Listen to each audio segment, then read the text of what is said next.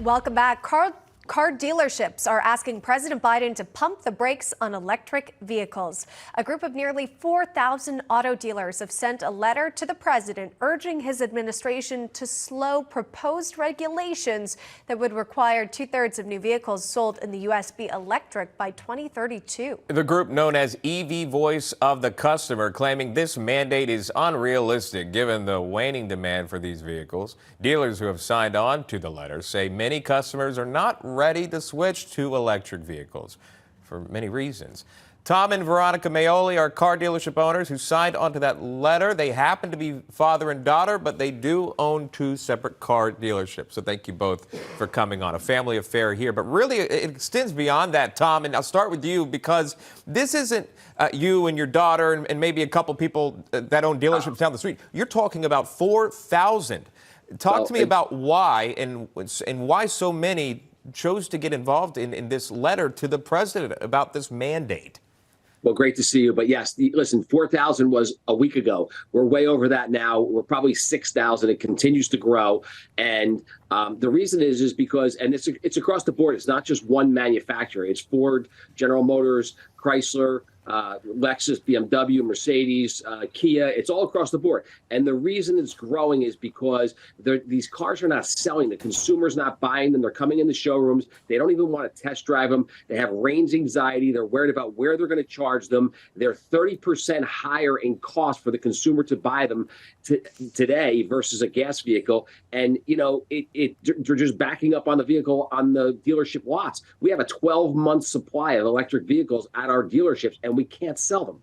And that goes exactly with what's highlighted in the letter. We'll set it up. We'll read it to our viewers so they know what we're talking about, saying currently there are many excellent battery electric vehicles available for consumers to purchase. These vehicles are ideal for many people, and we believe their appeal will grow over time. The reality, however, is that electric vehicle demand today is not keeping up with the large influx of BEVs arriving at our dealerships, prompted by the current regulations. They're stacking up on our lots. Veronica, talk to me about this. Is this something you're seeing? Yeah, absolutely. So I'm down at our Ford dealership in Toms River, New Jersey, and our biggest EV vehicle that they advertise is the Mach-E, which is the Mustang truck. And we have people come in all the time because it's a very cool looking car. It's the Mustang SUV, but as soon as they hear that it's electric, they have no interest. It's the range anxiety. It's the fact that our infrastructure is just really not built for this right now.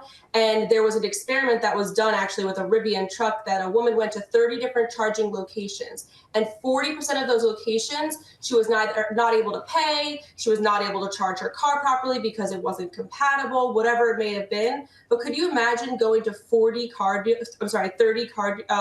gas stations and 40% of them not working? That's impossible. And that's one of the many reasons, obviously, that there are concerns with customers. They're wary to even jump into that kind of commitment to those vehicles. Tom, I want to go back to you on this one here. There are cars that maybe some buyers are not interested in. They're going to sit on your lot there. But when you talk about EVs, there's been a report that they sit on the lot longer, from 12 to 18 months even in some cases. Tom, is that accurate? That's accurate. We have over a 12-month supply at our other dealerships, and the consumers are just not buying them.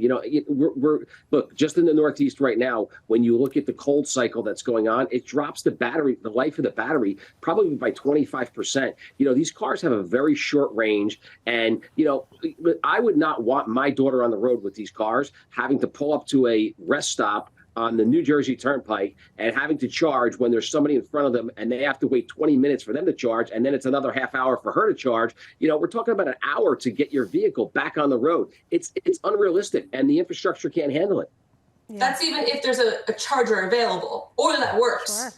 Sure. Right. They're in high demand, as we know, and there's just not the supply there. Tom and Veronica Maoli, thanks for coming on. We appreciate your insight.